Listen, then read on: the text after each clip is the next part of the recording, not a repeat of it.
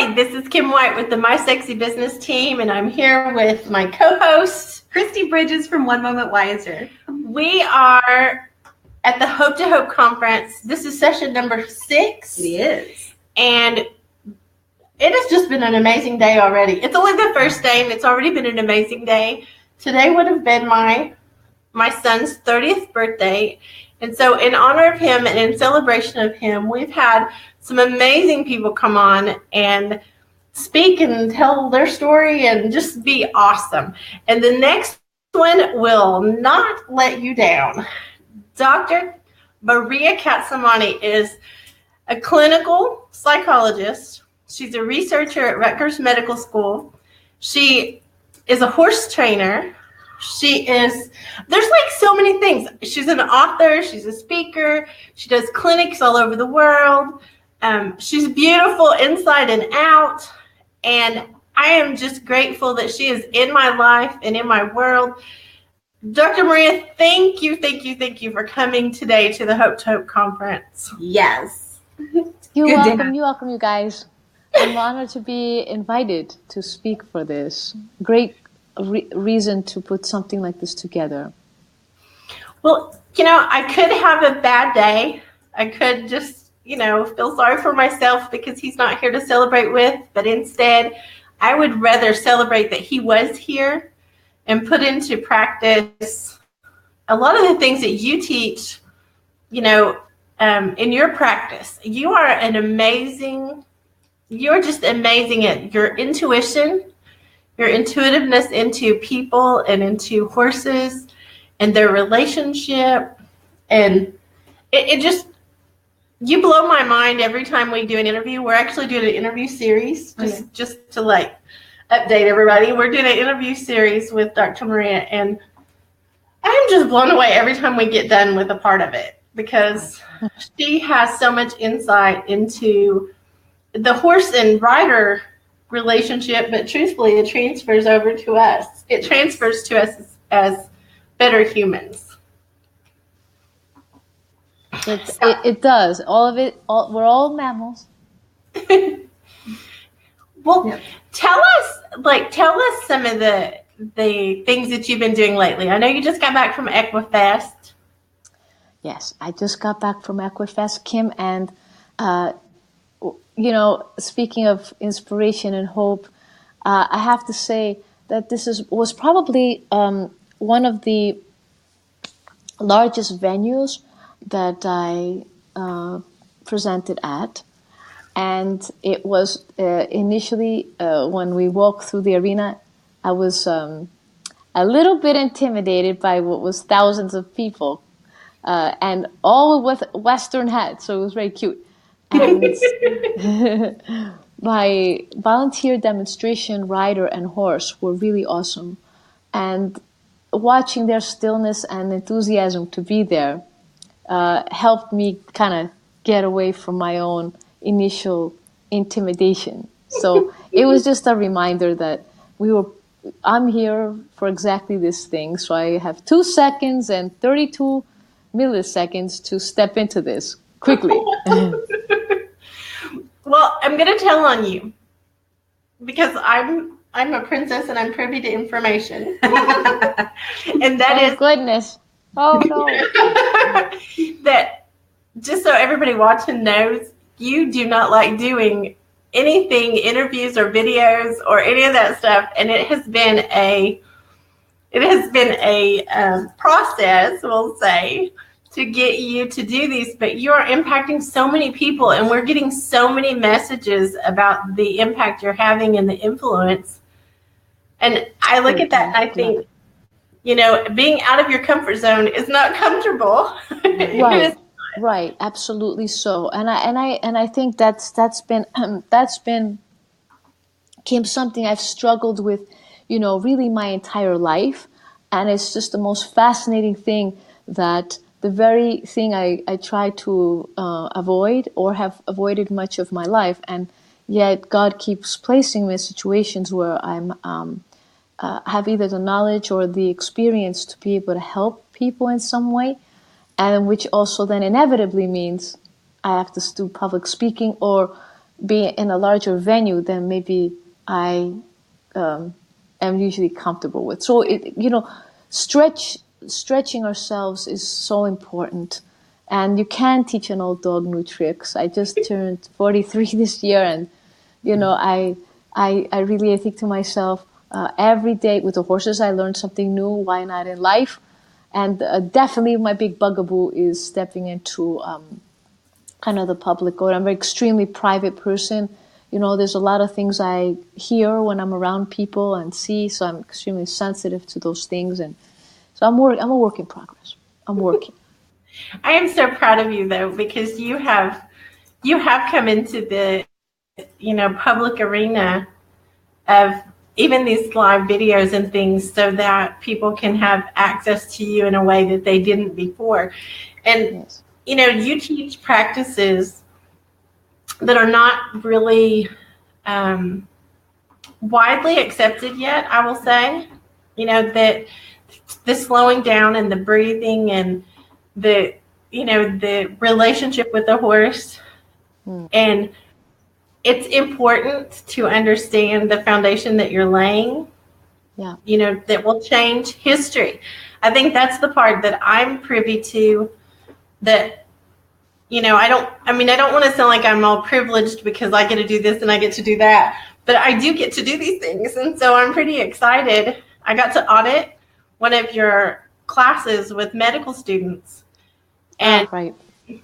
to me, that was just magic. It was being in the arena and watching what all happened, and the way that you are teaching medical students who will become people doctors, not veterinarians necessarily, but people doctors, understand nonverbal communication is huge. I mean, I was just blown away with the things that were simple. They were simple that you were teaching them, but it's been left far behind, and watching you do that was just, oh my goodness. I've told everybody we're all gonna get on a big bus and come to New Jersey and just watch some more classes. I did back you up for a second, because you guys know each other so well that I think you might assume other people know everything that Dr. Katsamanis does.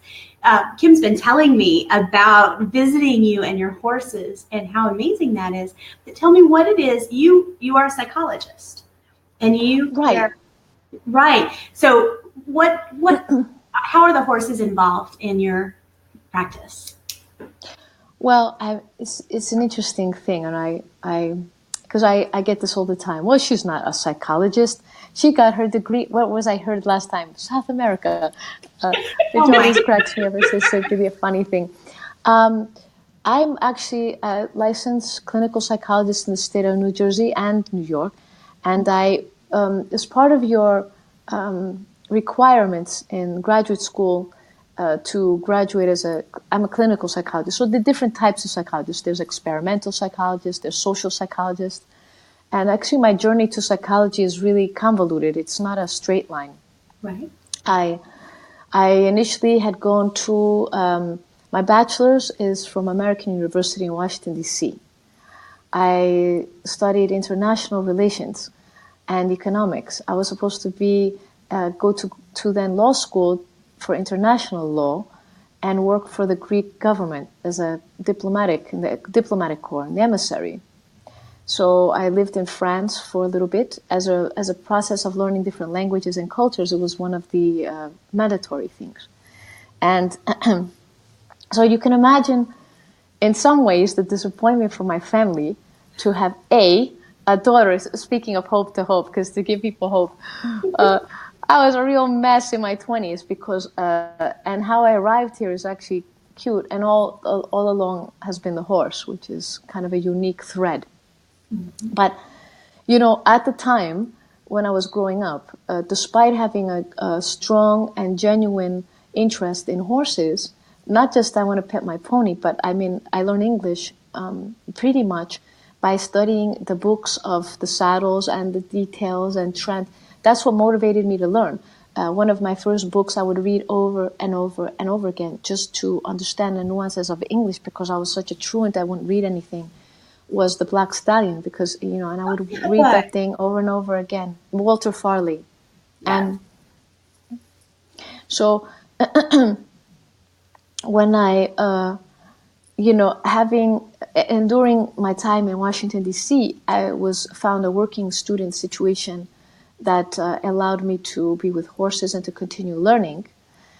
And so that's how I didn't end up, I basically ended up not pursuing international law, which was a mass disappointment to my family. For a Greek girl at the time that I was growing up, horses was not acceptable. That was basically, you are raised to speak French, ride, cook, get educated in order to be a wife and a mother to children. I was not groomed to be a working person. You see, like really at the end of it, I met you went into school, you got educated, and at the end of the day, you were there to educate your kids so that, and you were the wife of somebody, probably an emissary, a corporate fellow or whatever, like a Stepford wife, whatever you want to call it. And so, the horror for my parents of A, having a daughter who went into what? Psychology, and B, horses, that in itself is a tale. But, I think we are all meant to do something great on this planet. Mm. And great can be anything from caring for someone deeply, being a caregiver. Great could be raising children. That's your gift in life, or a great teacher. Finding my way to what really I was great at took a while, because I knew since I was 12 that which I do now is exactly where I need to be. I think society and fear. Your parents worry. I'm a female in an industry that's already difficult. I'd be a female in an industry where I can get hurt. The risk of injury is very high. So, and then who would marry? Who would marry such a thing? So that was, but you have to imagine that, Crete, Greece, well, it's very much like Middle Eastern, right, mentality. Yeah. So, so I didn't end up pursuing an international law, which would have been somewhat acceptable to my family. Lawyer, doctor, accountant made sense to them. Psychology, right over their heads. So, in fact, and the way that happened actually is quite interesting, because my first boyfriend was Kim, and Angelica was in school. I was 18, and it was another Greek fellow, and I fell madly in love. We were in college, and he was actually my professor of statistics at the time. So gorgeous, if you want to say a gorgeous Greek from Athens, tall, dark, and handsome, the whole 9 yards. I fell head over heels. I was madly in love. And began a 3-year romance to try to him to finish his doctorate, me to find my way back to Greece to be with him, because inevitably that was his intention, is to serve in the military because it's mandatory, and then go back to Greece. But unfortunately, as he finished his doctorate and then went to Greece to serve the military, to do his military service, otherwise he couldn't return. Mm-hmm. I went with him. I traveled to Europe, stayed in France, lived in Greece back again through the university, tried to be close. And in that time, his family was not going to accept a girl from Crete. We are very different. We're like the southerners of Greece, and a slew of other reasons. And in my last year of a bachelor's, he, just about 2 months short of my graduation, he had said, don't apply for graduate school, don't apply for law school. I'm coming back. I'm going to do my military, and I'm going to come back. We're going to get married. And about 2 months short of my graduation, he calls and says, no, I'm sorry, can't do it. Wow. So I watched as all my peers went ahead and were now in law school and graduate school, had, their path was already set. And I was there with a broken heart. I didn't know where I was going to go. I didn't know what I was going to do. I had missed a year, so it's not like I can apply. And my heart was completely shattered. I think it was, like where do you go, what do you do? And now the person that you thought was going to be there is not. So like a, dog with my tail between my legs, I crawled back to New York at the time. I had completely no idea what I was going to do. I was so depressed, actually, that I couldn't even get dressed in the morning.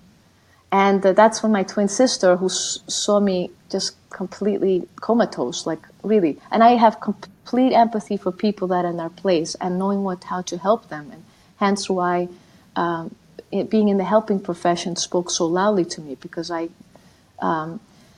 could understand and naturally made to, when everybody's running away from the screams, I'm running for it. And I realized that as my path evolved. But my sister, in an effort to help me one day, opened up the New York Times and was flipping through it and said, look, you need to just get out of the house. We need to travel. If you travel a little bit, you won't be so depressed. And we have a year anyway that we've lost, because she as well had just backed away from it.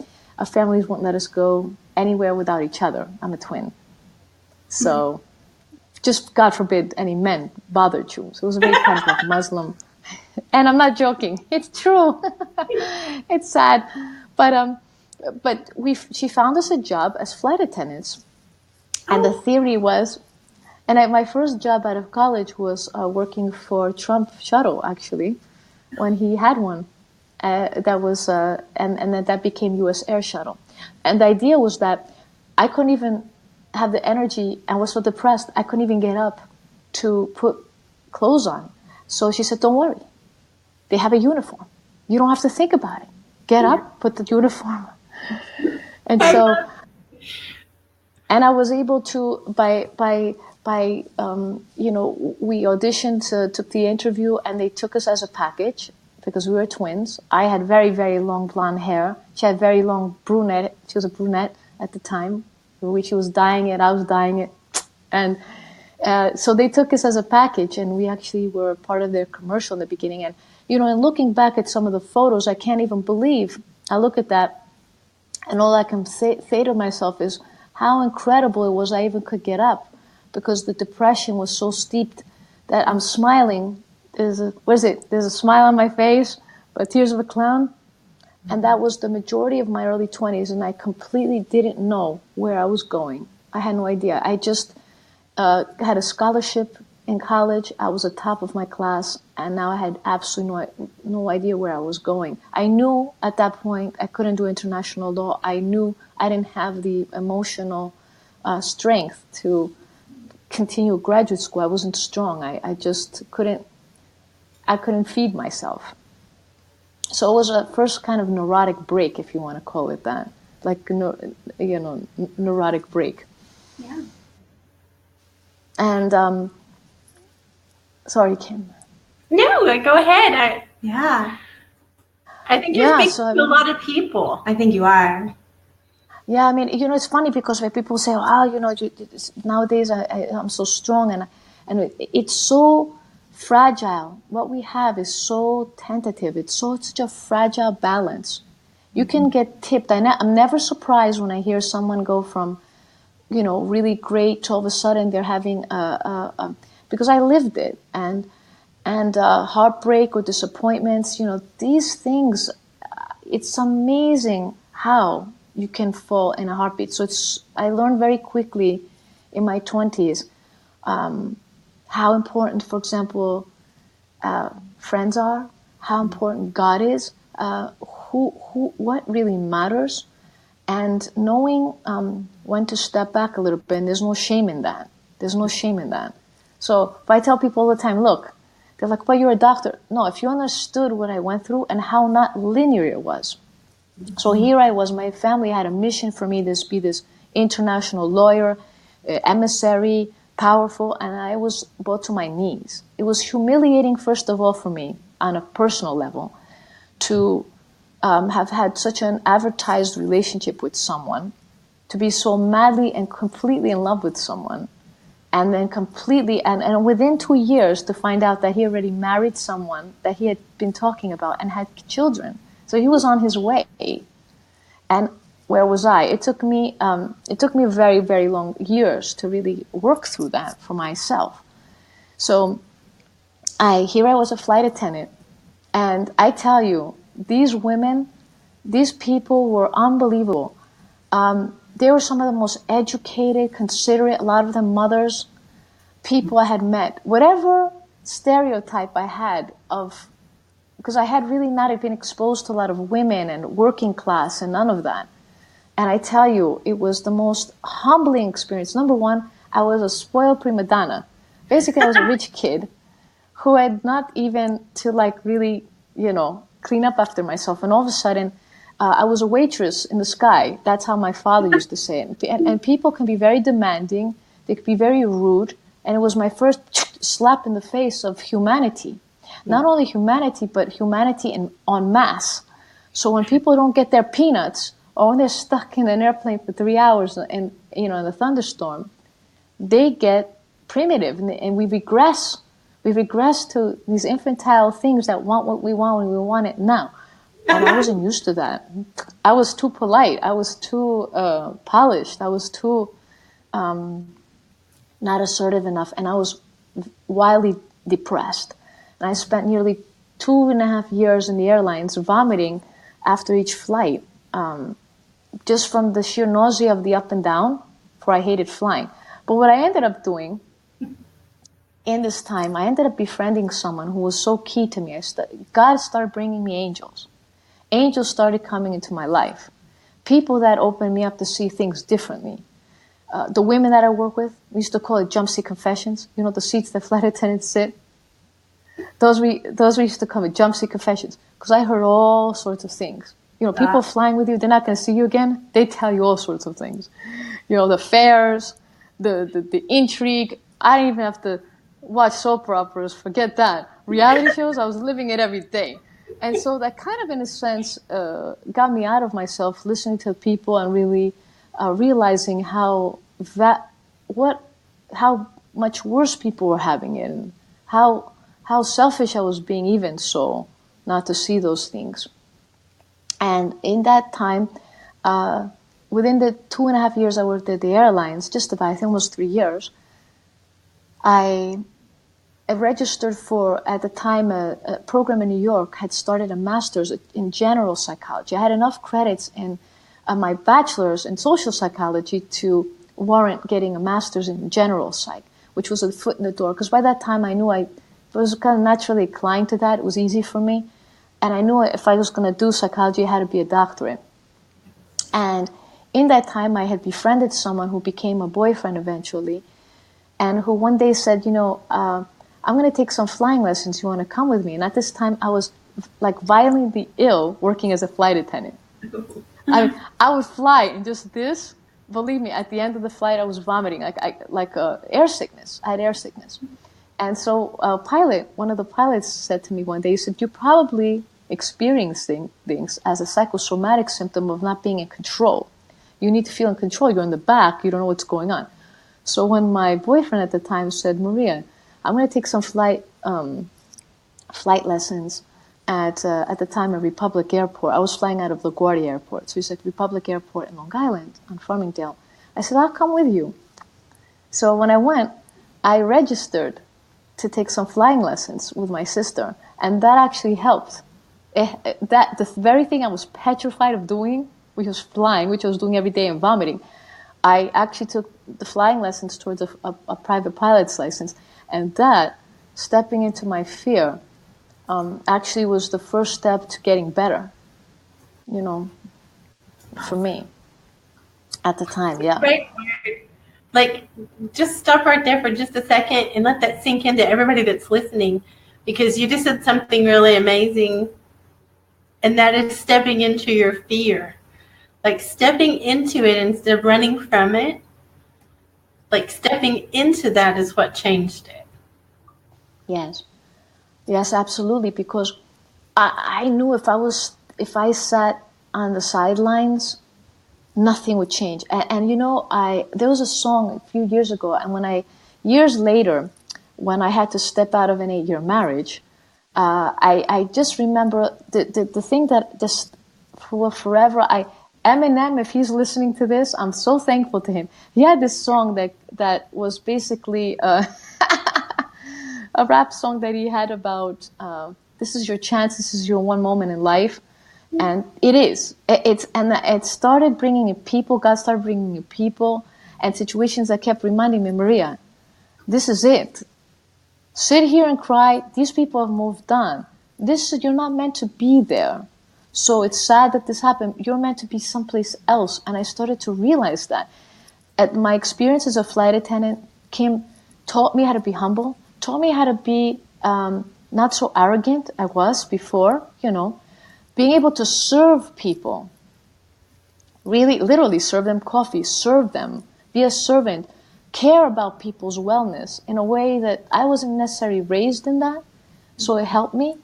So by the time I got into graduate school and had evolved in that, I had experienced white collar, blue collar, educated, non-educated, all sorts of scenarios of life. And I met people I would have never met before. I traveled all over the world.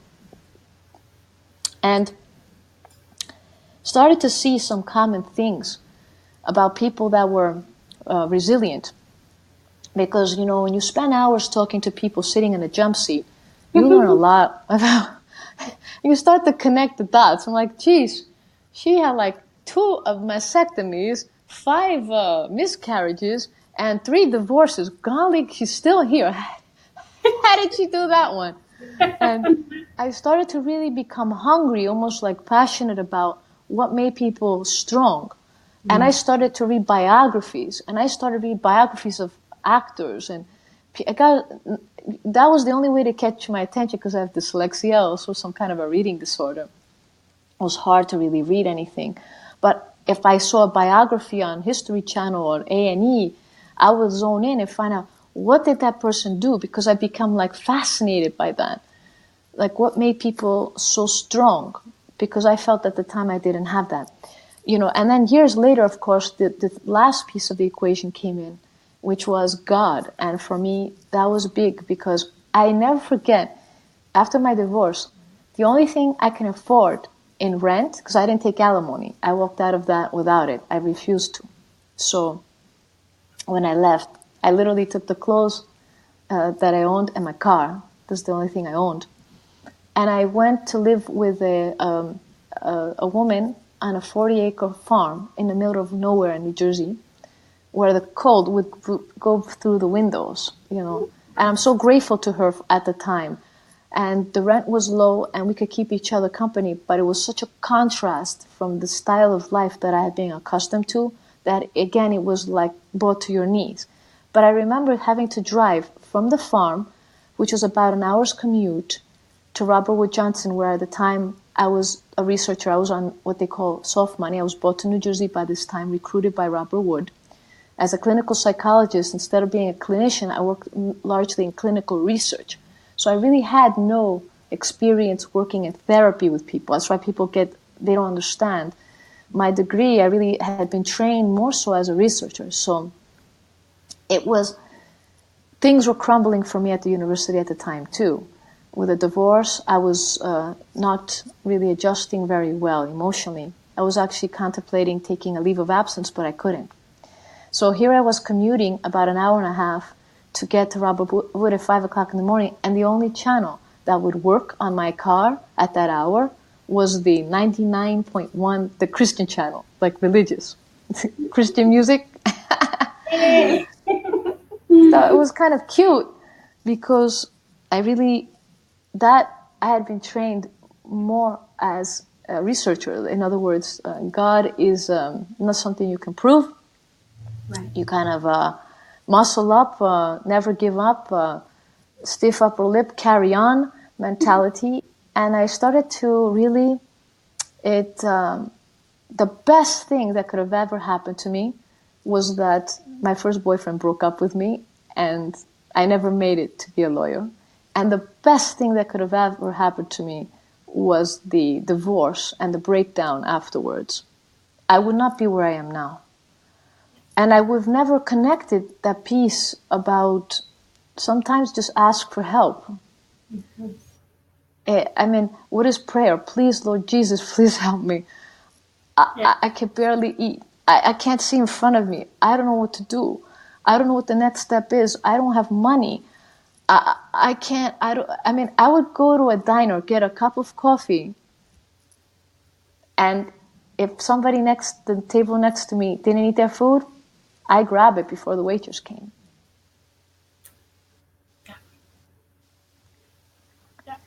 So all I can tell you is that when you start asking for help, then all of a sudden, people start to come. I can tell you the opportunities, the doors that have opened for me, I couldn't have possibly imagined them. Not in my wildest dreams. Yes. Not in my wildest imagination could I have ever created the storyline if I tell you from start to beginning. Not in a million years. And in it, there were some really bad falls. I mean, really humiliating, public humiliating things that happen. But each time I always get someone that comes along that picks me up again and says, Maria, this is exactly where you need to be. And nobody said it was going to be easy. That's right. Nobody said it was going to be easy. I've been riveted. I'm just like, oh God, yeah, and it was for me, and then the horses, of course, were always the little voice that was like, hey, God was like, that put that in my heart at 10, that never really left. And I'm talking geometrics, I would save my pennies to buy John Beery's at the time training manuals. You'd be 10 trying to decipher this in English, because that's the only things that was available was really English or ancient Greek, Xenophon's texts. And you'd read them and reread them, trying to get some piece of magic and just trying to learn as much as you can as a kid. And always, you had the society that told you, no, you cannot do it. And I'm grateful, actually, that society told me not to at the time. For had I pursued, I believe, my initial impulse for horses, I wouldn't have the same impact that I have now, having gone through the psychology and being a flight attendant, all the stuff that I've done, all those things that didn't make sense for me at the time, but yet were like somehow the things that were there, were the very things that gave me the evolution and the insight to connect to people of all sorts of socioeconomic and cultural backgrounds, but also help me know that tomorrow, if I fall and something happens and I don't have my physicality, hey, I can waitress and I have skills that are beyond my titles. I could be a secretary. I could walk dogs. I could start a business, house sitting. In other words, there's always money. There's always opportunity. Where we get in trouble is when somebody tells you, you should be a lawyer. You're not gonna be successful if you don't do this. I made what I think I'm pretty successful. Now somebody looking at me not. I don't have a home of my own. I rent. I don't have, but I'm comfortable. I get to wake up every day and be able to use the skills that I've accrued over time to help people. I love my animals, but I'm also not attached to it. I know tomorrow, if God wants to put me someplace else to serve Him in another way, I'm okay with that too. And I'm grateful that I get to do this right now. And I hope I can do it forever. But I have to be okay also with the knowing that might not be and not be attached to it. That's where suffering comes. I learned this. One of the biggest things that helped me too was a fellow countryman that I grew up with. And if you guys ever want a good read, and it's an interesting story, is the famous writer Katsamanis. He wrote The Last Temptation of Christ. oh, And a lot of people misunderstood that. They thought he wrote that it was a blasphemy of Jesus or that he was not religious but he's from my island. He's actually from the same state, and he was a genius. And he wrote a lot about being okay with things not going your way sometimes. And also the humor of life, where one minute, you say, how does a king end up in the gut of a beggar? Have you ever heard that? How did a king end up in the gut of a beggar? Well, the king died. He got buried. His body is decomposed. Decomposition comes with parasites, worms, and such. Fisherman goes to the cemetery, finds some worms, takes the worm, puts it in the hook, throws in the ocean. Fish eats the hook with the worm. Fisherman eats the fish. That's how the king ended up in the gut of a beggar. And you have to be okay with that. 1 minute being a king and then next a beggar. And, that's why I say I'm so grateful to all the bad things, because living with minimal things, appreciating a piece of bread because, you're eyeing the person next to you who just threw it away and walked away from it, makes you so also reaching out to people. I make sure to pay for the people in back of me on occasion. If I'm on the tolls, I'll pay for somebody because I remember not having that. That $5 was a lot for me that week. That would have been $20 a week for that commute. That's a cup of coffee, maybe two. Appreciating your money, but not being scared of losing it. Valuing every cent. Mm-hmm. If I found a penny in the street, I'd pick it up. People would be like, Maria, what are you, a Jew? That's what people would say. What are you, no. That was my angels giving me money. And if I walked past it, I just slapped them in the face. So I would pick that stuff up. I would save it. I'd be like, thank you. I'd find opportunities to be grateful. I'd be, thank you for my bed covers. Thank you for my spoon. Thank you for the silliest thing you can imagine. Because I didn't even know how to pray. I had no idea. I was raised Greek Orthodox, but we got kicked out of Sunday school when I was young because my attendance was so poor.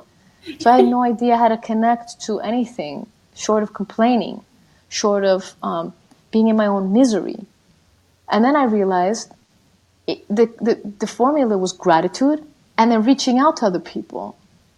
What can I do for you? If I had $3 in my pocket, I'd give the guy behind me a cup of coffee and myself, knowing that I'm not going to have in the afternoon. But always, when I would do that, it would come back tenfold. Somebody would walk down the hallway with the food and be like, hey, I have an extra sandwich. You want it? I'm like, just as I was hungry. So once I, even as a researcher, started to see how this was, that was all the proof I needed. Yes. Very true. And I have to stop and say, because, you covered a lot in this short period of time. Listen all day. I know we could listen all day long, but I want to point out to the people that are listening that you came from privilege and then were to the point of eating someone else's leftovers that you didn't even know. And then I know you, this is one of the things I will say. You are brilliant. You are beautiful, but you are very humble. That's the other part that makes this hard for you to come on and be celebrated. You defer praise, and that's a sign of true humility. And, I think that is what makes me want you on this conference so badly, is that you're grateful for the heartache. You're grateful for the things that were not what you would have chosen. Yeah. You're grateful for all of this, but you also, the things that you've done, I don't know if everybody really caught this, but the fact that you have dyslexia and you got a doctorate does not go together. That's huge. Just the fact that you had to struggle your way through and be able to overcome some of those things personally to be able to even get your doctorate. I mean, that's huge. To me, I think that is proof that no matter what it looks like in our lives, there's still a path there for us to take that Yes. We can get all the way through. Yes, that Yes. we can see to the other side, because you are, one of the things you're teaching this week, and this is just, again, I'm a princess, so I'm privileged with information, but but you're actually teaching on your molecular equitation page. You're actually Yes. teaching this week about deciding not to push and pull Yes. and watch everything change. And I think you just told the story of that. You just told the story of not pushing and pulling and striving, but choosing peace instead. And look at where you are now, the thousands that you influenced just in the last, 72 hours?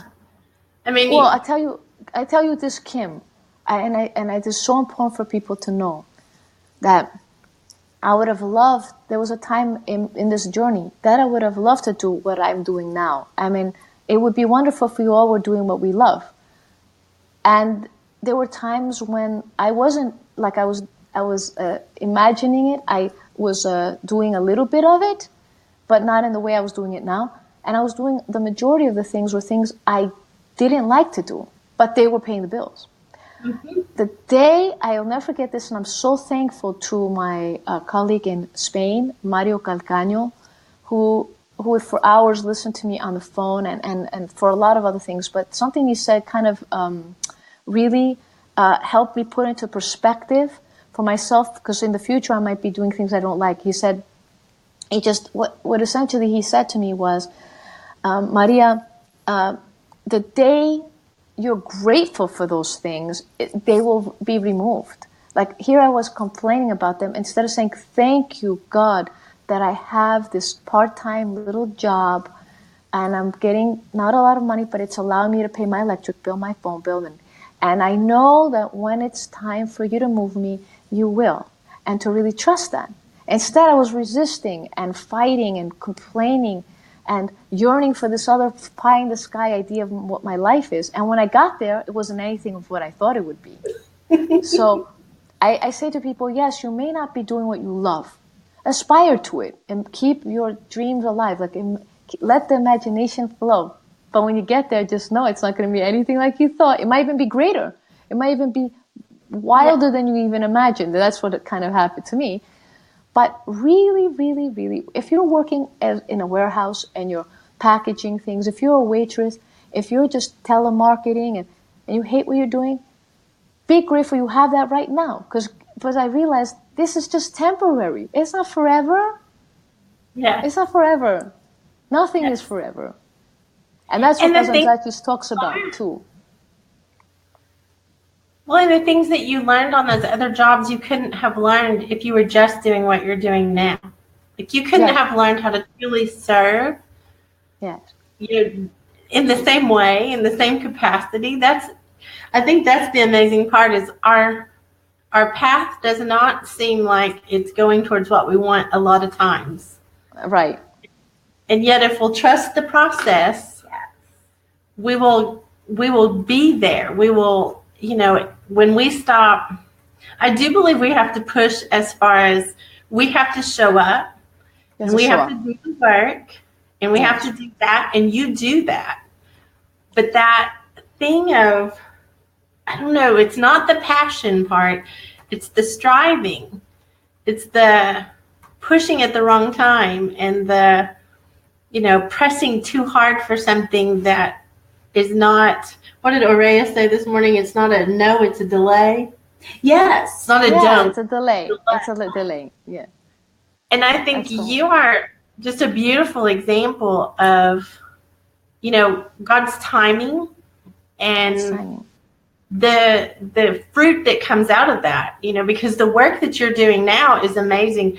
Just to give everybody a heads up a little bit more, you are impacting veterans, you're impacting medical students, you're impacting, all kinds of people from all walks of life, all disciplines of horsemanship. And yet you are teaching in such a way that it actually changes relationships in marriages and parents and siblings and friendships. And it's so powerful. I'm witnessing to it. I mean, I'm a witness to it, so you can't just hope. It's just a hope to hope, but I have witnessed things.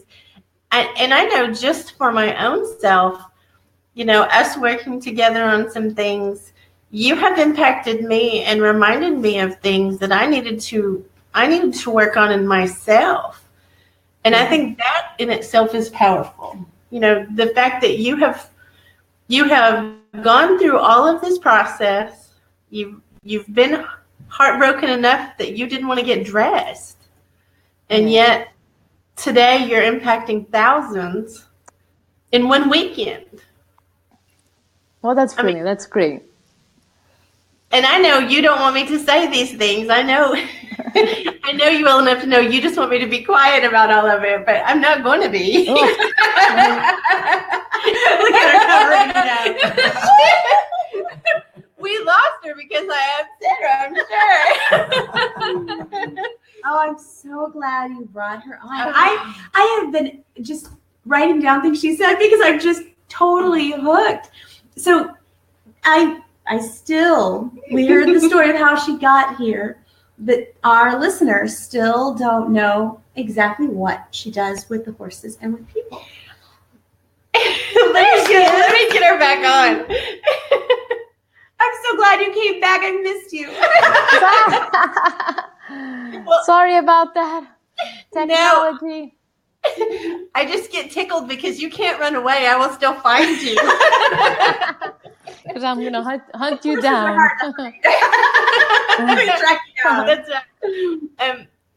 You know, we were just talking about what you do today, because the impact that you're making and all of that comes from the work that you do. But do you want to share, like, we're running close on time, but do you want to share about a little bit of the stuff that you do today that I'm talking about, the impact that you're making? Well, the thing I'm so proud of, and I'm just so intrigued and awed by, is how God connected the dots. So, and how, for example, you know, He's using me not only for the horse but for the human. Yeah. So here I have a doctorate, and you know, a few years ago, maybe now 10, a really good soul who initially we were not friends, we were just strangers, and I started Spring Rains of Hope. We co-founded that organization.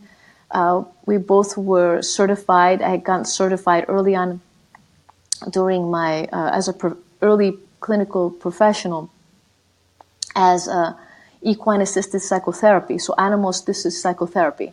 So it was just one of the additional things I was able to do because I was certified, along with biofeedback work. And she and I co-founded this organization. She went on to found a nonprofit called Spring Rains of Life, which right now together she and I work with veterans. We provide services for our veterans here in New Jersey. And I'm really, really proud of that. I'm proud of her.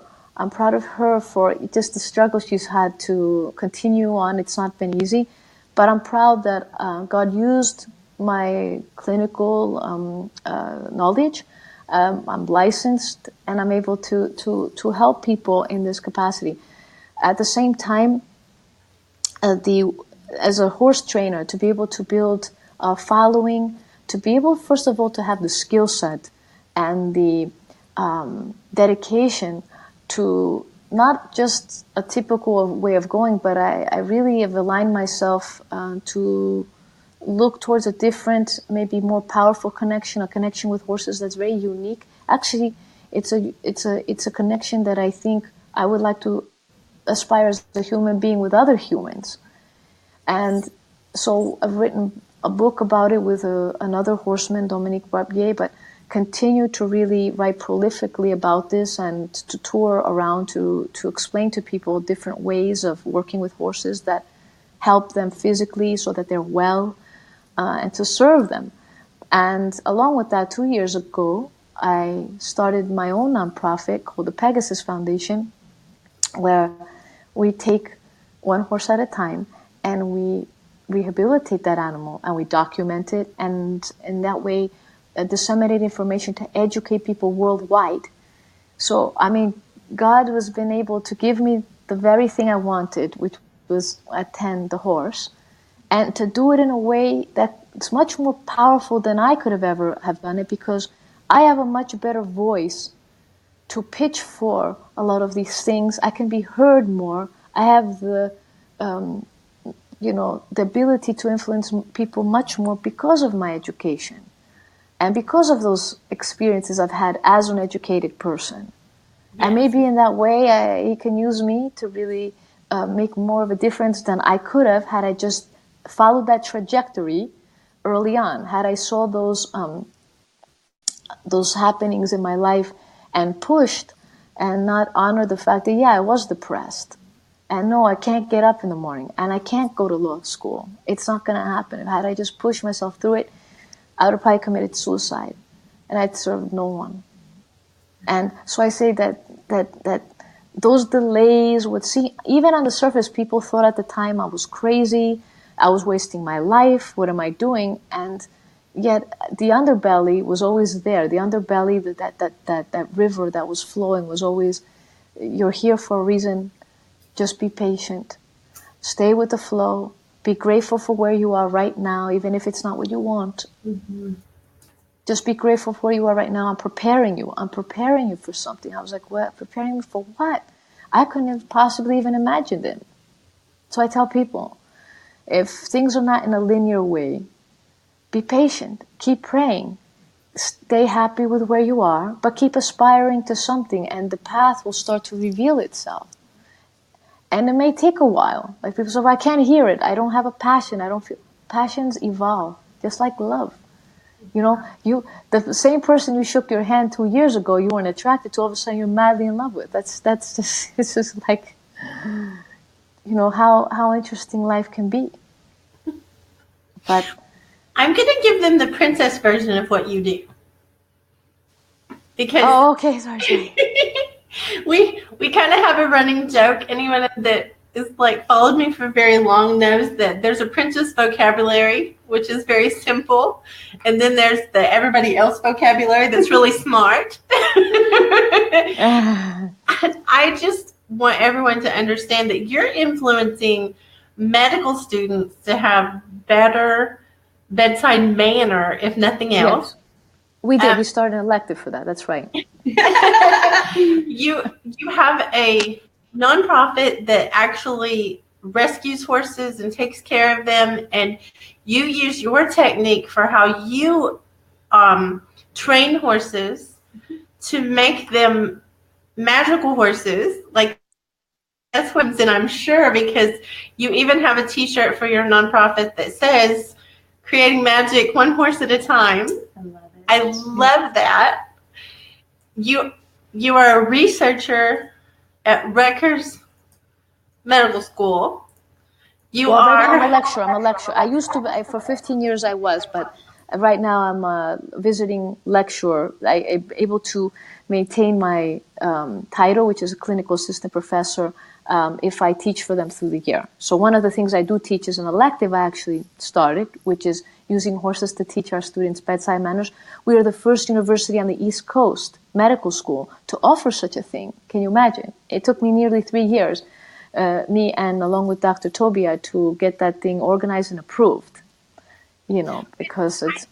I just laugh though, because for you, these are like simple things. And for us princesses out here, we're thinking you're just simply amazing with all the things that you've already accomplished. Truthfully, this is nothing compared to what's coming.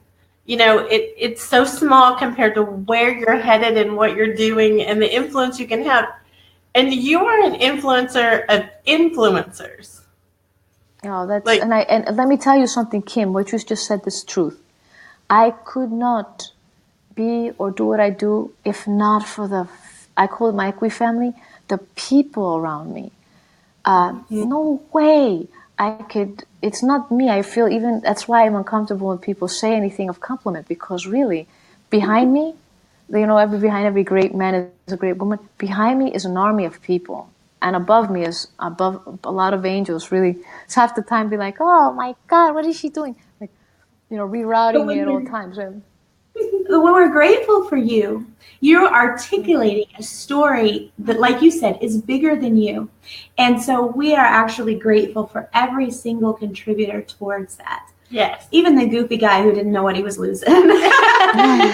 Grateful to all of those contributors, because it's really beautiful what you do. And I'm just...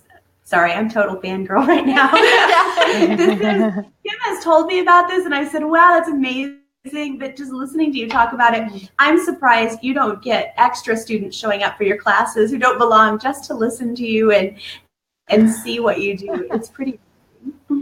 And to be there, I might not have had such appreciation had I not audited the class. But for me, I mean, I've seen the magic happen in the arena when you're doing it. And I don't know if these are the proper terms, but these are princess terms. The critical thinking of those medical students that comes in when you're talking about the nonverbal communication, and watching them deal with 1,200-pound patients, who are not cooperative and not able to tell them what they're wanting to tell them. Mm-hmm. It's an awesome thing to witness. Well, you think you know what you're doing, and you think you're good at it, but the reaction of others is what really tells you. And especially the action of, like she said, a 1,200-pound animal that can't talk to you. That is the telling point that helps people who might be otherwise prideful make the adjustments they need. I love psychology. Psychology fascinates me. So it's really neat that you found a unique way to take people beyond the traditional experience that could leave them maybe a little arrogant and a little unaware of themselves. Well, and we are so out of time. I just can't stand it, because we could go another hour or more with Let's do this again. But Dr. Maria is actually, she's doing a series of interviews right now that are on her page.